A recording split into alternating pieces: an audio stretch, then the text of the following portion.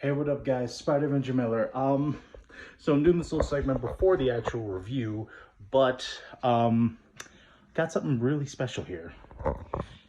Inside this box, if I didn't get screwed over by it, please tell me I don't need another knife. They packaged it really good. Oh, there we go. Oh, and Spider Pup says hi.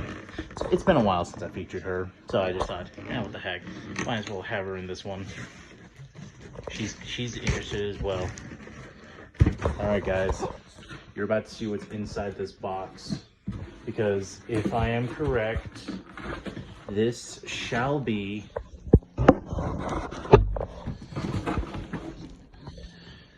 you know what? Just kind of place it right.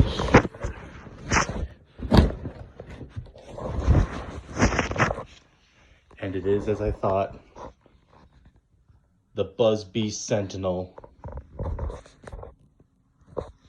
Future Spider-Man Miller, taken into action.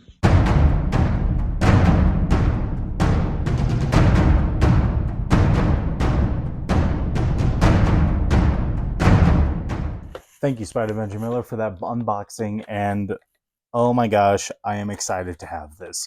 The Air Warriors / Buzbee Sentinel. This is just, it blows my mind that I have this. So, starting off in the next external view, no Instrike barrel lug. Of course, this is a Buzbee blaster.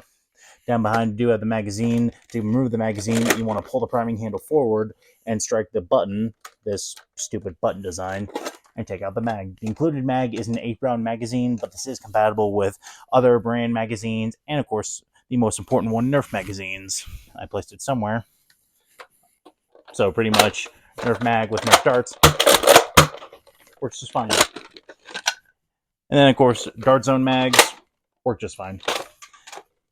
But if you want a pretty low profile, just you can stick with the Buzbee mags, even though they're about as crappy. And now down to the priming handle to prime. You do that. The prime stroke itself is a little heavy and it is a little uncomfortable. This is because it's a metal priming bar, so it makes it a little uncomfortable, but you find whatever way works with it. I've kind of noticed whenever I go faster, I use it too much. The knuckle on my pinky actually tends to get a little annoyed. Easy way to fix that, just be deliberate with your primes, or if you need to, treat the whole thing as a grip and just prime like that, which is a method I learned from Coop. It's a Coop. Now back to the grip. The grip overall is pretty comfy. It's in a wheel gun feel, so of course it more demands kind of to be shot from the hip. You can shoulder it and kind of aim down the sights, but then that can get a little annoying, especially when you're trying to do that. And of course, down to the trigger. The trigger pull is pretty nice. This blaster does not have slam fire. A lever action slam fire blaster is stupid to do. Thanks Nerf for messing it up with the Adopt Me bees. Now back to the stock. The stock overall is pretty short in the length department. I can do it manageably, but overall I would just probably be more comfortable shooting this at the hip, or if you're kind of just to hold it out like this, which can get a little uncomfortable, so kind of treating it from the hip is the better way to put it. That is an external view of the Buzbee Sentinel. Now I will show you this beast shoot. So since I don't have any of the Air Warriors darts, which are essentially crap, I just thought I'd do some fun with my favorite waffle head dart.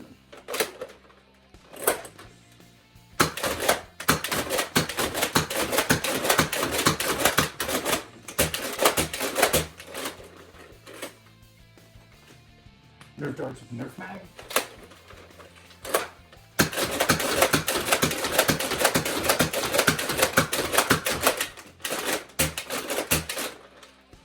Works just fine. And just for some fun, some Dart Zone max darts out of a Dart Zone magazine.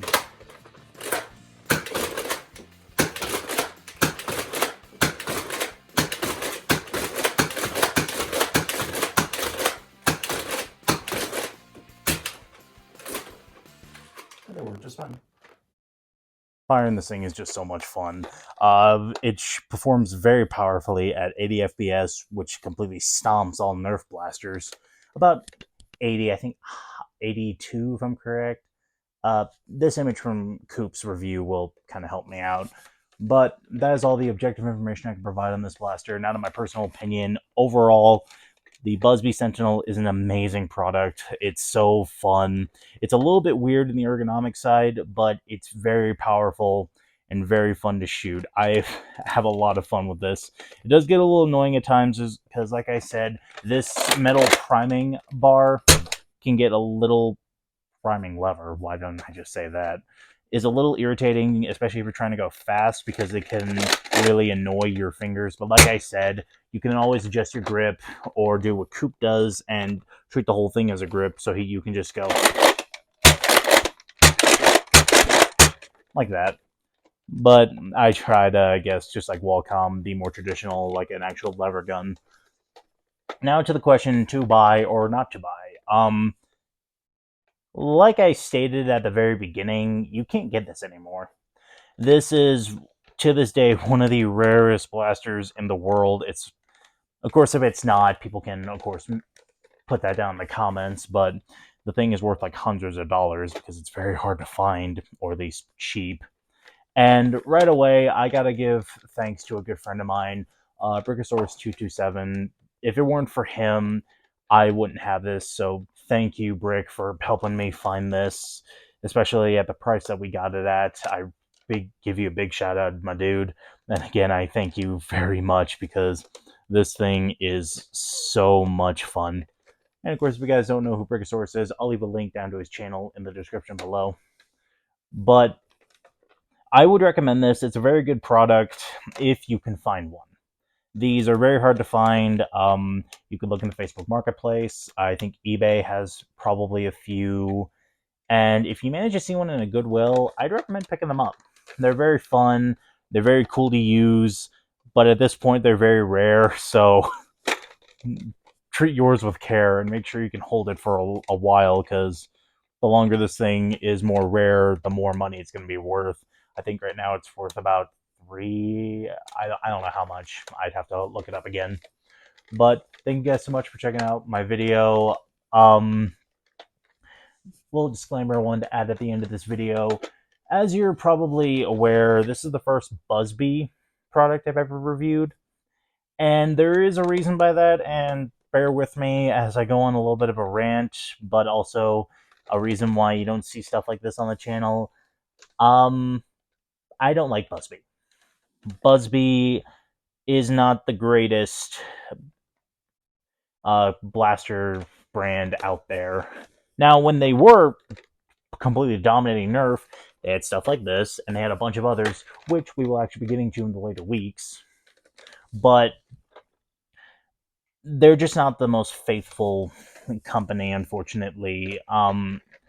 They're pretty deceitful. They make, as you could probably hear by creaking on this, they don't have the best plastic, and you can feel that. Like this literal stock piece, I could probably rip it off if I really wanted to, as you can see.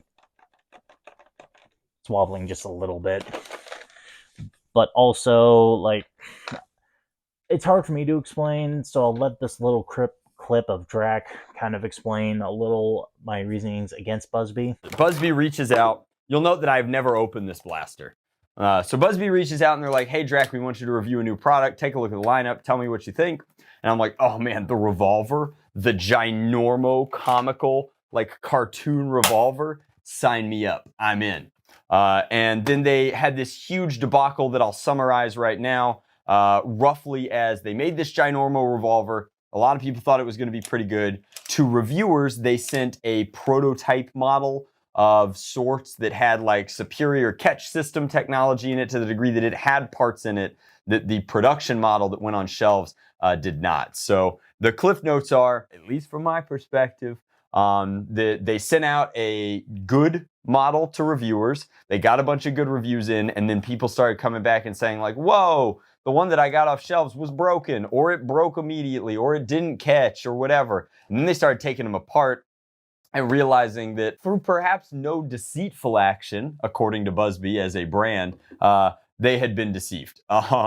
In that, you know, they were buying a product that was of a significantly lower quality than the reviewer models that they had been promised. And then the PR nightmare that arose from that was pretty hard to watch. And so I was in this really weird position where I had been sent one of the review models, and I was like, I'm not going to promote a product that isn't functionally the product that's on the shelves. And yeah, so that's why I don't like Buzbee. They're not the best, but from what I've heard, they seem to be coming back now pretty strong. So who knows? Maybe Buzbee's getting better, but overall, I just don't really like them. They seem pretty deceitful, and they're not the best when it comes to blasters. Now, when they were, like I said, you got this beauty, you got all sorts of cool stuff. But disclaimers out of the way. Thank you guys so much for checking out the video. Like, subscribe, and I'll see you all in the next video. Bye-bye.